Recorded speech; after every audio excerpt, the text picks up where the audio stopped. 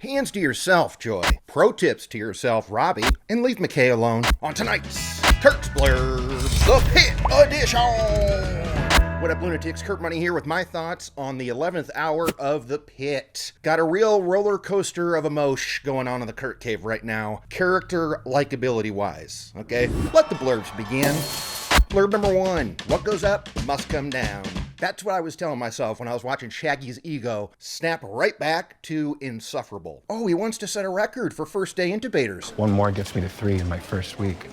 Probably a record. No one cares. He just wants to know what's the deal with drug addicts. Like, can't they just not use drugs? Drugs are bad. Don't they know that? I've never understood drug addiction.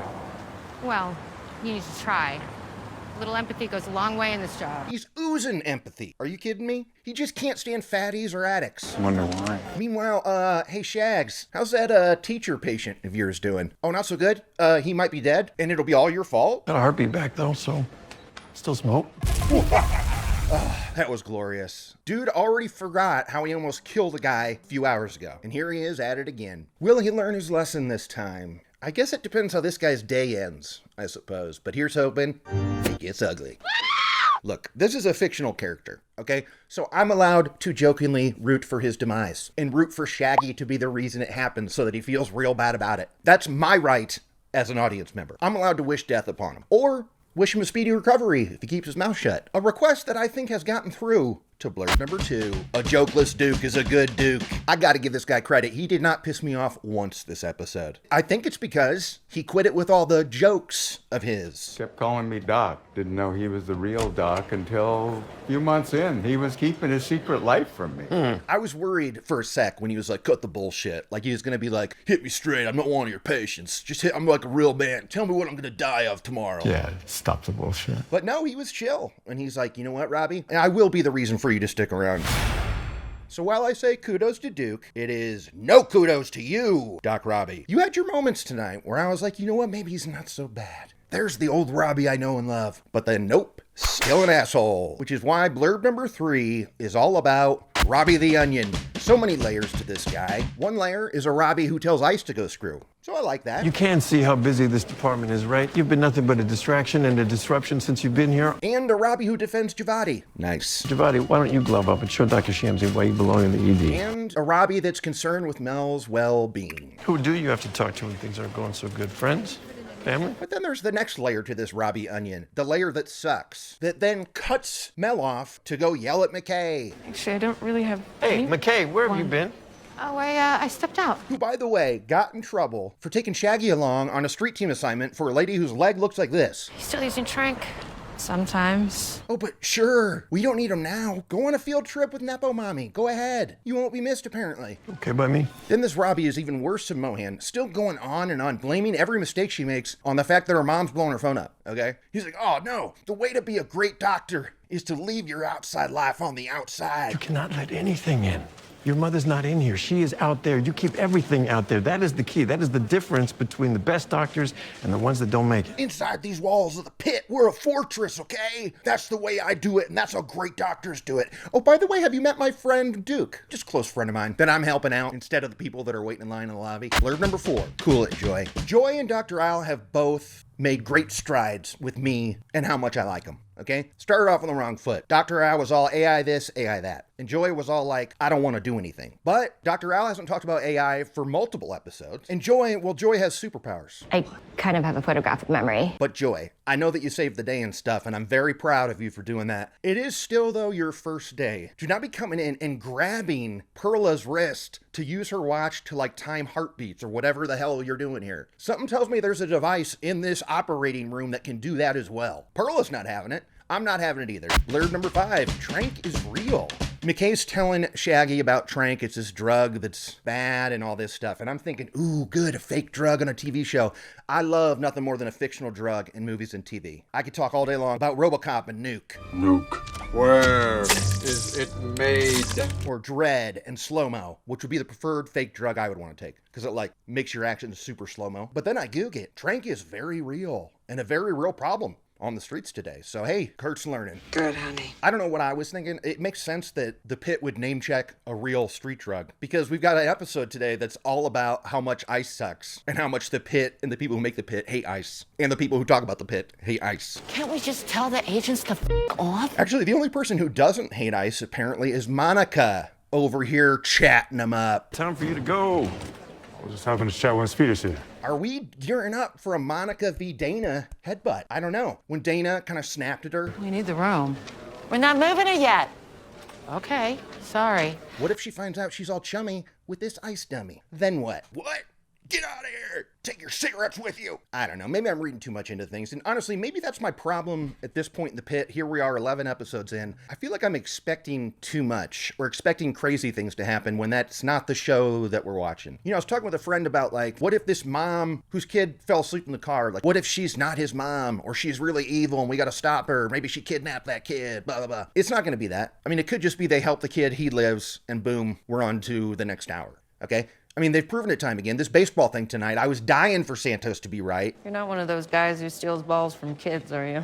I didn't steal this. He didn't steal the ball. He's in and out. All the ones I just named there, I'm not mad about. I think I'm projecting because what I am mad about is if the big reveal for the reason that Robbie has to stick around past his shift is to look at the results for Duke's CT scan. And it's just like a snoozeville bummer. You know, all season we've been like, what's going to keep Robbie past his shift? What's it going to be? What's it going to be? And here in the cave, we had to boil down to two options. One, he gets in a motorcycle accident, is right back in bed. Or two, his motorcycle gets in an accident, and then Robbie's still back to bedside. But something about this mystery character Duke, who we just met last week, he's getting results for a CT scan, and that's what he's going to stick around for? It's just kind of weak. I'm not really invested in whether or not Duke lives. Okay, I gave him props today, but I'm still like... Stop the bullshit. I don't know. I'm feeling like there have been more false starts or fake outs of things that we thought could happen than there have been genuine plot developments. I don't know. Is that fair? Look, I still love the Pit and stuff. I'm ready to blame me for wanting crazy stuff to happen. It's got to be my fault. Who knows? There is one story, however, that they're doing just right. Blurb number 7, Santos v. Langdon. Last week, as you know, there was the shocking sympathy for Langdon mood I was in. Spent this entire episode being sympathetic to Langdon. Langdon, of all people. Then tonight, when they finally confront each other, I gotta say I'm back on Santos' side, okay? Because one, there's this big bomb that they drop. The fact is that nobody in the Pit knows that Robbie was stealing meds from the hospital and got caught. They let it be known that he admitted to being addicted to something and had to go to rehab for it. So that's why he gets to come back at all. And I can promise you, I have faced my fair share of punishment for what I did. You stole drugs from the hospital. Only 3 people here actually know that. Have you told anyone else what you did? And now, because of that, I'm with Santos on being mad at him that people still think he's cool. And they welcome you back with open arms because you're still the golden boy, and I think it's bullshit. Also, I get why Robbie doesn't want anything to do with him. This thing could still hurt Robbie, right? Now, look, we know he's just being a little baby boy dickhead about it. I can jump in with, We know Robbie's being Robbie, but like, I don't know if he should be buddy-buddy with Langdon. That could still bite him. Who are these 3 people that know? It's Dana, Robbie, who's the third? It can't be Gloria. Well, now friggin' Dr. Al knows. How about that Snoop shot at the end? Love that. I find it shocking that nobody knows that he stole from the patients and stuff. In that regard, I am with Santos. Tell everyone here you stole drugs and got kicked out of the ED because of it. Until then, stay out of my way. Look, that's his only move here, because clearly apologies are in his bag. Him starting off with, look, I know you don't like me, is just laying groundwork for like passive-aggressive, like, I know I'm defeated because you're never gonna listen to me because you're nuts. I know you don't like me, and that's fine. You don't have to. And then he says a classic thing, a thing I like to call the time machine paradox, or the time machine theory. I haven't decided yet. Hey, listen, God, if only time travel had been invented, I'd hop in it and go back and undo this. But like, the thing is, I can't. So you really have no choice but to accept my apology and move on, Santos. That's what he's saying here. That was completely inappropriate, and if I could take back what happened, I would, but I can't. You know how many friggin' times I've heard that exact same wording on like true crime shows? Because I do a weekly true crime podcast. Quick plug, True Crime Cleanup on ILH. Killers are forever saying this in courtroom confessionals or Dateline talking heads. Bullshit. Bullshit to the killers and bullshit to Langdon, who is probably also a sociopath. Let's, we can kick that around. Okay. This next battle, in blurb number 8, I'm not as cut and dry as who I'm rooting for. Mel is shocked because her sister Becca is A, knocking boots, and B, not telling her about it. And sure, ultimately she learns her lesson from Dana in the hallway of like, not everything's about you. You're just gonna have to deal with the fact that one day your sister's not gonna need you anymore. It's all part of growing up, blah, blah, blah, blah. Learned a long time ago. Quit feeling sorry for myself. Now come on. Pity party's over. But I'm still kind of with Mel here, Becca. She does freaking everything with you. 164 times watching Elf. I haven't even seen the Burbs that many times. I've only seen the Burbs 156 times.